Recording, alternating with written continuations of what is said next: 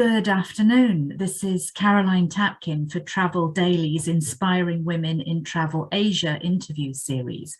And today we're joined by Shoba from Rare, India. So welcome, Shoba. Thank you for spending the time with us today. And why don't you introduce yourself? Tell us who you are and what you do. Thank you, Caroline. It's a pleasure to be here talking to whoever is going to listen to me. You said there were young people who would probably be inspired by what I do, but I think everybody's life is interesting in their own way, and everybody's got a great story that they have encountered and they have journeyed through. Mine began as a very, very simple, my childhood was very, very simple and very exciting in a small town on the eastern coast. My father was in the railways, which meant we traveled quite a bit on the train. And by the time I think I was 21 years old, I had actually traveled quite a bit of India on the railways. So that has been the early part of my life. And also because it was a small town, we were on the coast. Everything we did was, it was a very, very small world. It was a small group of friends. Everything was like, everything was a microcosm. And because also there were not so many opportunities. TV hadn't come in then. There was absolutely no internet. So life was full of wanting to learn, looking at floor art. You joined a poetry group, you were doing theater, friends got together and you were doing all kinds of things. You played cricket with the boys. I mean, there was so much that was happening, and you were a part of all of it. And also growing up amongst brothers, and also a lot of boys and their friends around. It also meant that you played, you were out there with them. You were you went there. If they went cycling, you went cycling with them. You kind of I had my first beer with my brother and his friends. So that kind of thing. So life was very was very simple. At the same time, it exposed me to a lot of things. I had mentors who believed in what I did. They laughed thinking that I was crazy, but nobody ever judged you, or there was no judgment at all, right? So I kind of grew. My parents, they did think that, God knows where this one came from, but they never judged. They let me be for most part of it. I said I wanted to do this. They said, yeah, go ahead and try. Just do whatever you want. Nobody had a lot of money those days, so they said, listen, we have no money. If you can do this all on your own or whatever way you want to do, go ahead and do it. So there were no challenges, as I saw. Even not having money or not having your parents pay for everything. Now, your children say they want music. I mean, you out there and going and getting them things. Everything became an opportunity. Right? It was a much simpler time, wasn't it? Yeah. So absolutely. It was very simple. It was very simple. Or you sat with somebody who said, okay, come, let me see you. Let me teach you five songs. I mean, that's all I can do. And then you go on your way, that kind of stuff. So life was that way, and a lot of outdoor stuff. I mean, we were out all the time. We were and up to all kinds of mischief. I don't know what my children think, but I can tell you, I've got into more mischief than they can even imagine. Maybe we better not discuss that right here. I know. No, but so you traveled a lot then. You traveled a lot as a child around India. Yeah. What did you study? Yeah. What led you? So I was a science student. I was, like I was telling you, science. I mean, those days, the first cut was, reasonably good at studies, science. I mean, you either became an engineer, number one, or you became a doctor, number two. So parents actually, I mean, in fact, if you told somebody that, oh, what is your child doing? And if you said, oh, she's like an artist or something like that, they would say, oh, that's so sad. My son is doing this and my daughter is doing that. But my parents never had any such thing. They said, she's always doing something. Currently, what she's doing, we don't know. So science was what I did, and I loved science. I mean, I continue to like science. One of the things I go back to and I keep telling myself is, I topped my graduate studies in sciences with zoology as a major, but I didn't know what to do with the science. And that time, because there was no Google or something to understand the potential of what you did.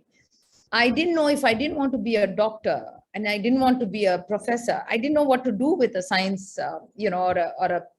or a postgraduate degree in science. So I used to ask my professors, I said, what will I do? They said, yeah, you could do this or that, or maybe become a professor, become like that. I said, no, I don't want to. And then, my university was, the other subject which I loved was English. And my university was put out a course in journalism and mass communications. So two things I knew when I was very young. I loved to write. And the second was I was a people's person. I mean, I meet my friends from 30 years ago and they said, you are always after people. I don't know what is it about you. You were all. So these are the two skills I think very early in my life, I figured I'm reasonably good at this. And I'm actually quite fearless when meeting people. I can go and talk to anybody. I mean, so this is where I started. And then after doing science, after graduating in sciences, I did journalism and mass communication, came to Delhi, tried to pursue the journalism thing, but it was not happening. People would keep on asking you to go into sub-editing. They wouldn't give you a reporting job. Now, reporting is the exciting bit. And, one thing led to the other. I started working for a company that that was a Shutterstock of those times. And I used to write profiles for people. And somebody met me. They said, oh, we like the way you write. Do you want to come and write itineraries for us? And that's how I entered into the travel business. Okay, writing itineraries. Yeah. So from science major to journalism to writing itineraries. And that was your introduction to the travel business? Into the travel business, yeah. And how did it go from there? So, then it just got more and more exciting. And then somewhere in about 3-4 years time, I just decided I was a little too big for my boots and I can't work for anyone else. I mean, this whole thing of being my own boss took over. And several, circumstances, children were born. We moved into the suburbs where transportation was very difficult. And all of this kind of contributed. And I had a neighbor who continues to be a great friend of mine, and we both decided, corporate life was flourishing around where we moved to, and we said, okay, why don't we start a travel company together? And that's how we started a travel business. But even at that point in time, it was not corporate travel. It was not your standard a large hotel booking itineraries kind of a thing. Even then, it was to pick and choose these small hotels, palace hotels, and small forts and palaces and boutique hotels and wildlife lodges to be promoted to people who wanted to travel. So it was not your cookie cutter travel at all.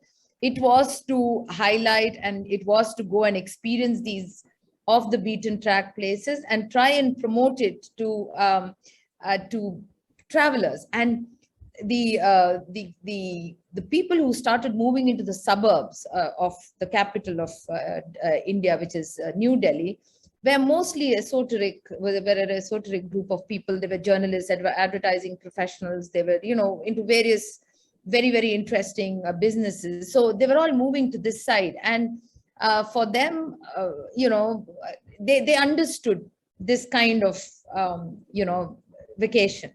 So there was a clubhouse. I would go and sit down in a clubhouse with a piece of paper that said 101 Secrets by Shoba Mohan. And they would come and try and talk to me. And I would talk to them about this place I went to, that place I went to, a dog there, and, like a fishing trip here. And, that's how my interest in the offbeat hotels began. And I never looked back after that. I couldn't go back to stay in a standard, big, large hotel. I needed to know the owner. I needed to know the destination. I needed to walk around and figure my way out and see what is special about that place. Not the big ones, not the Taj Mahal that was built next to you, but something, a poet who came and stayed there and wrote his iconic verse or something like that. So that's how it was not like, it didn't happen in overnight. It just kind of slowly, the idea took shape. And that is how Rare was born in 2003. So how difficult was it to get started with a brand new company and brand new business like that? What were the Caroline, challenges that you faced? when you are, what, I was 32, when I started business on my own, you don't have money, you don't know where you're going, but your head is full of hope. So there is, I remember, for me, the concept of failing at it never even occurred to me. And I always used to think, oh, if it doesn't happen, we'll do something else. That kind of stuff. If anybody asked me, oh, how much are you making? I mean, that was not even a success parameter for me. It was something I loved doing. I was traveling to check out places. I was meeting people I always wanted to meet on trains, on bikes. I remember the bus that was carrying me broke down, and somebody offered me a bike ride to another place, and I didn't know him from Adams. I just sat and I went to it. So there was no fear. B, there was no concept of failure. Because you're so young. And the world was really your oyster, and you said, oh, if this doesn't happen, you'll do something else. And also remember, travel didn't have to, you didn't put 1 crore of rupees into it. Nobody is funding you. All that happened was my husband at that point in time gave me a computer, and he said, yeah, go ahead and start and work from home. So that's how we started. Sometimes we're our own worst enemy, aren't we? Because we think of all the things that can go wrong instead of focusing on what can go right and just getting on with it. Yes, yeah. That's true. Now you kind of are worried, oh my God, budget and this. That time you have money, will spend, can do, can't do. Only two, there are only two things to think about. Looking back now, what was some of the things you wish you could have changed, that you would have done differently? Nothing, Caroline. Nothing. Nothing at all. Nothing at all. I wouldn't change anything. I had a very bad partnership. Things were, some of the times things were very tough. But if you ask me, would I change it? Each step was a great learning experience. And also the pandemic, now sitting back and thinking, I never have been able to think that, oh, I shouldn't have done that. It happened, we progressed, and here I am. Fantastic. To be able to look back with no regrets. Yeah, no, absolutely is amazing. Yeah, absolutely none. And you said off camera before we started this that life is not a straight line. Yeah, I still wonder why people think that, every month, every day is a success story. It isn't it? It goes up and down, and where you start isn't necessarily where you end up. You will end up, yeah, and definitely not in the same. I'm a great example. I started in some direction, then I went here, and then I went there, and finally I'm here. And I don't know, you don't know where you'll go, but I know wherever I go, I'll be quite happy doing, what I think I'll be doing at that point in time. So we kind of mastermind a lot. I catch myself doing it because you're older, you're worried. You think, oh, retirement is coming up or whatever. But I think we kind of try and mastermind, stuff around us quite a bit, while you just really can't. It's just not possible, because and everything isn't in your hands, right? Things change, people change, circumstances change. Like the pandemic happened, what could you do? None of it was my fault. I was working as hard as ever. I was enjoying myself as hard as, as well as anywhere else. But there was nothing else, nothing you could do. All I could do was react to the situation. Respond to the situation and see, well, what is the best thing I can do? The only two things I had in mind was I had to survive and my team had to survive. I wanted them, everybody had mortgages to pay, and we were a strong business of about 13, 14 people, and each one of them had to survive. And I told them, guys, you work and you support me. I will sell stuff and I will look after you. But, if you're playing games, you need to go. So, there's that kind of stuff. So, sounds very simple, but I think that's how I've lived my life, Caroline. I don't know any way else to live this. And how's the future looking? What do you see in the future? Yeah, currently, because there is, I mean, what happened during the pandemic and a lot of our hotels, what we do at Rare, and I didn't answer that question adequately. Rare is a community of small independent hotel owners. Some of them are really small, and that is actually, that's the crux of what we do, independent smaller hotel owners.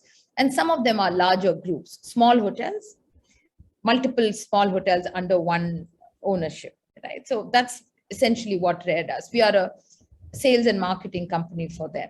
Most of them were hugely dependent on the inbound market, people from the UK or US and, France and Australia, Canada, English-speaking countries. But when the pandemic happened and nobody could come in, and before the pandemic, we didn't invest enough in the Indian market, in the domestic market. But even at that time, even in the early days that I started, we had somebody in the office always tapping into the domestic market. Our hoteliers didn't want it. They were okay to keep their rooms, their hotels shut, but they didn't want the domestic market. But we continued to, present ourselves in the domestic fairs and events, go to their offices, make contacts and things like that. So what happened when the pandemic hit? The domestic person, the boy Murli, God bless him, and he's been with me since the day I started. Murli was the guy who used to look into the domestic market. Not very popular. His work, I mean, budgets were always less for him, not much allocation there because everything was funneled into the inbound, more staff here, more thing. And Murli was a lone crusader. Suddenly he was a hero. I mean, because everybody wanted the domestic market. I mean, we wanted the domestic market. So like I said, nothing is standard, nothing is a straight line, nothing is like cut in, cut according to, that will last you forever. But so that we took advantage of the domestic market because we had made our contacts, because Murli had done, fairs and things like that. So we survived. And now that the inbound is coming back and, they're saying, okay, October, they first said, okay, October 2020, October 2021, it is going to begin. October 2021 came and went. They said February 2021 came and went. Now we are all looking for the winter of 2022, right? And that's what we are working for. I mean, I don't know, you don't know, and in all of this, there is a war, so nobody really knows. But what I know is, I'm going to give this all I can. And I keep telling my team, I said, 2022, this is it. This is the year. If it doesn't happen, we'll probably start looking for something else, because for 3 years, we worked without much remuneration. Really worked really very hard because hotels didn't have money to pay. There's no point going and asking. My good luck, my good fortune that we had an investor who just before the pandemic came on board and put some money into it. So I could at least pay myself and pay my team members. Now is the time to put all of that back. So I'm only looking at future and saying, okay, but the good news is whatever we've been talking about, this whole sustainability, community, people and planet friendly and all of this, that has kind of become a big relevance just now. It's suddenly focused. It's suddenly out there. It's a center of conversations. Earlier, when I used to talk all of this and say, my hotels are special because they used to keep thinking, yeah, but tell me number of rooms. They were so hardware driven. Now with this, one of the things the pandemic did was that it put environment, sustainability, people, communities, what should tourism actually mean? All of that is a part of a larger conversation. And I think that is what is future forward. And I think that is what works in our favor, because this is what we've been singing for a very long time. So I'm thinking if we're all, if the world kind of stabilizes, of course, there'll be this odd war and things that are happening here and there, which is, and the pandemic doesn't, wreck another havoc, I think. Yeah, so another. I think we are headed to a great year, and I would like to be very, very positive about it. And I think we're headed for a great year. we definitely are working very, very hard towards that end. That's fantastic. I mean, if the pandemic has given us more of a focus on sustainability, domestic tourism, and the ability to look broader than just the traditional markets, that will be an advantage in the future, won't it? Absolutely, absolutely. And so also who's inspired you along the way? Many people, Bollywood films. I've just recently saw this movie called 83. It's about an iconic cricketer. I mean, simple people, people who come and work in your house, the gardener who comes in. I mean, I'm inspired by everything. I mean, there's so much are going on out there. And in a country like India, you walk out and it's already very hot. It's over 40 degrees Celsius. And you actually go out and you see these people, women who come and work, manage homes, maybe a drunken husband somewhere. You kind of are filled with gratitude, Caroline, and say, I mean, what you have, what you've given you, the only thing you can do is lend your hand to help someone else in trouble and needy. Otherwise, I mean, a lot of inspiration. I'm inspired by books. I'm a big Bollywood, I'm a big movie buff. So watch movies and you get inspired. And I love biographies. I love autobiographies. I read a lot of that. I guess each one of us, even if we're simple people, the way we lead and live our lives, it's kind of quite inspiring for other people. Otherwise, we just keep thinking what's happened to me is the worst. What happened to me is my children are the best. My thing is the best. My disease is the worst. I mean, we kind of attribute all the positives and upscale them to such an extent that we think that, we are the center of the universe and the worst can only happen to us. The best can only happen to us. So, but that's not true. There are so many people going through so much on a day-to-day basis. It's good advice there to just look around you and see the people who are continuing day after day, despite hardships and problems. Huge hardships. I mean, if you go into rural India, you see, I mean, it's hard labor. Yes. And we talk about, it's hot, we are feeling hot. I mean, the air conditioner isn't working, the electricity. These guys are out there in the sun. My God, you can't even stand for 10 minutes outside your door or your window, outside in your balcony. Yes, indeed. What advice would you give to the youngsters coming up? Maybe looking at travel as a career or not knowing what they want to do yet. What advice would you give them? Yeah, for people who don't know what they want to do, my advice is just keep doing something. I mean, sitting there and saying, okay, I don't know what I would do. I want to do, so I'm not going to do anything. That's just not the thing. Like I said, there are two ways to go about it. Either you know where you want to go exactly, or keep going to different places and keep knocking it off and say, okay, no, this is not my destination. So there are two ways to do that. And I believe the second part of it is much more exciting. So you've already checked out a few 10 options and decided, by the time you come to the 11th one, you kind of figure out this is yours. The advice I'd like to, I won't say it's an advice. It's something I have learned myself, is not to take yourself too seriously. Really not, and, I'm sure around the world, whoever's listening, your parents, we've kind of gone through some of them have gone through the Great Depression, joblessness and things like that. When we were growing up, there was the options for earning money. Even if you were educated, there was so much lack of jobs and things like that. It was just, we didn't have the opportunities. Today, you can be anything you want to be. Just about anything. You can do multiple things. With the internet there, you can sit at home and work. You can have babies on one side and do something else on the other. And, you just so much you can do. Your potential is just something that you have to wait. You have to explore and find out how far you can go in what you can do or what you want to do. And that your future is in your hands, isn't it? It's not in anybody else's hands. No one else is going to pull that potential out of you. Yeah, nobody's going to come and rescue you.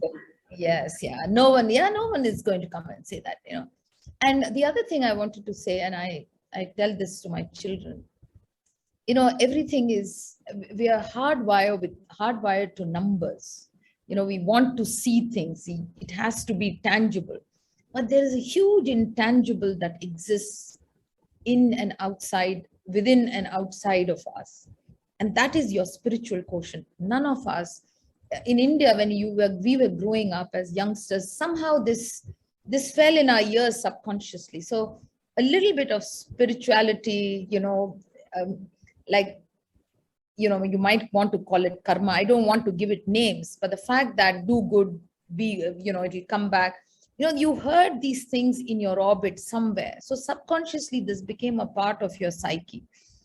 And, hear that. I'm sure it continues to be the same, but you're so surrounded by noise, from internet, from music and radio, covering your ears like that.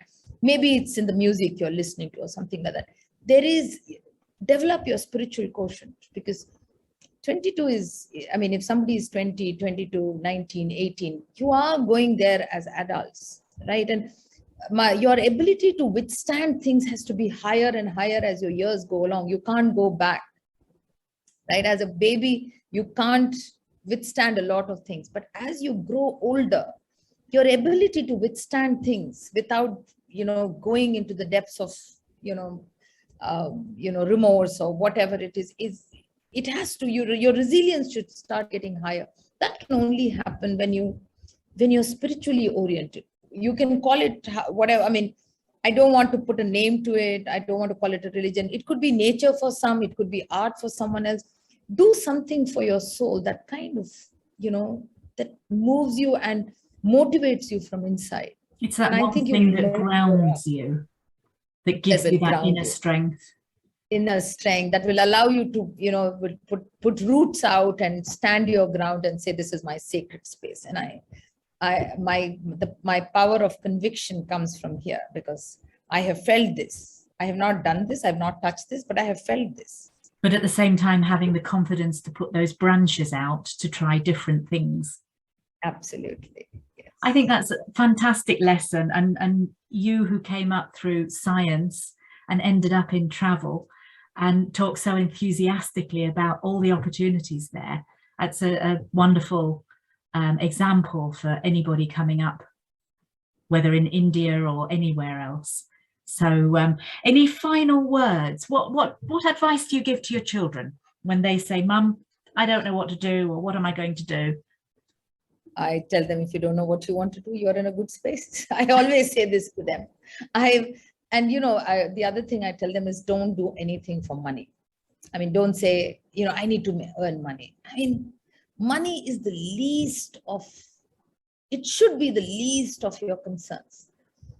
The simple thing is, unfortunately, we kind of, this is the world we are in, right? The advertising, the internet, everything is, pushing products into your head. But like they say, you should use things, things are there to be used, and people are there to be, related to. Unfortunately, we do the opposite. We use people and relate to things. So it's the only advice the advice I constantly give children is, don't worry about money. When we were young, we didn't have money. Our parents didn't have money to give us. It was all, the economy was very, very slow. We were not landowners or something like that. So what we made ourselves. And you have that buffer behind you. My daughter can come and tell me, listen, I'm taking a 2-year sabbatical. Help me out, Mom. I'm going to repay you, or probably even not. But we are there for you like that. Especially in India, parents will go out of their way. So don't make money, don't make any monetary, success is no success at all. It can't be. If you're unhappy with life, then money doesn't. If you're unhappy with life, and even if you're not doing anything, and my daughter's friend was telling me that, I got married, and, I said, well, all of this is work. You're investing in a relationship. You're figuring out what you want to do. You're setting up a home. Don't think you're not doing anything, right? The way you set up your house nicely is the way you'll set up your life nicely. That's what you'll take into your business, right? So everything is that's good connected. advice. That's really Yeah, I good mean, everything advice. is Yeah. connected. Yeah, I mean, Yeah. I feel everything is connected. And I always say, I mean, do whatever you want to do it wonderfully well. I mean, just give it all you have. It doesn't matter. And money will come. I mean, And if it doesn't work, try something else. try something else. Yeah. Yeah. Fantastic. Thank you very much for your time today, Shoba. It's been very enlightening. And hopefully we get back to open borders and free travel and freedom of travel, not free travel, and that business does return quite quickly to you and to all these small hotels that you're working with. The sustainability is a good angle, and I think a lot of people are looking for that as well these days. So wishing you all the best for the coming year. And thank you again for your time today. Thank you, Caroline. Thank you. And God bless you for saying that. And yes, I really hope travel, free to travel, not free travel. Not free travel, free to travel. Free to travel is the space we all want to get into. And I wish you all the best. And thank you for having me to chat with you on this forum. Thank you. It's been a pleasure. Thank you very much.